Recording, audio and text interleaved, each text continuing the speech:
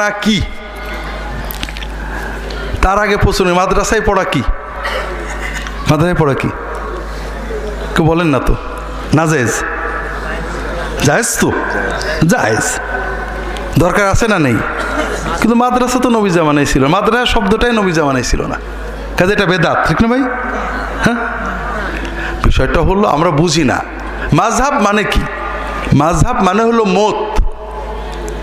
আমাদের দিন হলো আল্লাহর কোরআন, নবীর হাদিস। কথা বোঝেননি? কিন্তু আমরা সবাই তো বুঝি, নবীর হাদিস বুঝি তো সবাই? বোঝেন সবাই? সব বোঝেন তো? হ্যাঁ, তাহলে বুঝার জন্য কোনো না কোনো আলেমের ফকির মত নিতে হয়। কথা বোঝেননি? আপনি বললেন এই হাদিসটা সহি, কে বলেছে সহি? ইমাম বুখারী বলেছে, তো আপনি তো আর বোঝেননি, তাহলে আপনি ইমাম বুখারীর মাযহাব মানলেন।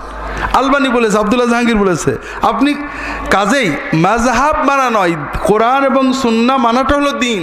তবে সাধারণভাবে কোনো মানুষই কোনো আলেমের মত ছাড়া কোরআন সুন্নাহ মানতে পারে না, ভালো আলেম ছাড়া। কথাকে বুঝতে পেরেছেন? কাজেই আপনি আলবানীর মাযহাব মানবেন, নাহলে আব্দুল্লাহ জাহাঙ্গীরের মাযহাব মানবেন, নাহলে আব্দুল আজিজ বাজের মাযহাব মানবেন, নাহলে আহমদ শফির, একজন না একজনের মানতে হবে। কথাকে বুঝতে পেরেছেন ভাইরা? মাযহাব মানা না মানা এর বিধান নির্ভর করবে আপনি কিভাবে মানছেন। যদি আপনি মনে করেন যে আমি অত কোরআন হাদিস বুঝি না, আমি এই আমার দেশের আলেমরা যে কথা বলে ওইটা মানবো, হুজুররা যাই বলুক, কোরআন বিরোধী হোক হাদিস বিরোধী হোক তাই মানবো, এইরকম মানা না জায়েজ। আর যদি আপনি মনে করেন আমার কাজ হলো কোরআন এবং হাদিস মেনে চলা, কিন্তু আমি বুঝি না, অমুক আলেম অমুক ফকি তিনি বোঝেন, আমি তার সহযোগিতায় মানব, যদি কখনো প্রমাণ হয় তার চিন্তা ভুল, আমি ওটা বাদ দিয়ে সুন্নত মানব, এই চিন্তায় মাযহাব মানার ভিতরে কোনো দোষ আছে মুসলিম উম্মার কেউ বলিনি। আর এই রকম না মেনে আপনি ইসলাম মানতে পারবেন না। আমার কাছে এসে ঝগড়া করে, হুজুর এই হাদিসটা সহি না। সহি না তুমি কি করে বুঝলে? তুমি তো মুকাল্লিদ, তুমি তো একজন না একজনের কথা মানো। অমুক বলেছে তিরমিজি বলেছে হাসান, আলবানী বলেছে জয়ীব। আরে মিয়া, আমি তো নিজে সনদ পড়ি, তুমি তো মুকাল্লিদ, আমি তো মুজতাহিদ। কাজে আমি যদি সহি আমি বলতে পারি সহি না জয়ীব, তুমি তো কোনো না কোনো লোকের মত মেনেই তোমাকে চলতে হবে।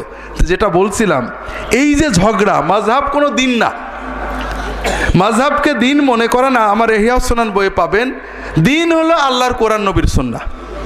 তবে কোরআন সুন্নাহ মানার জন্য কারোর না কারোর মতের সহায়তা আমাদের নিতে হবে। নির্দিষ্ট একটা মাযহাব মানতে হবে কি না? যদি একাধিক জায়েজ হয় তাহলে একটাও জায়েজ হবে।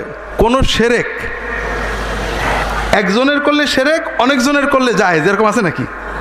আছে নাকি?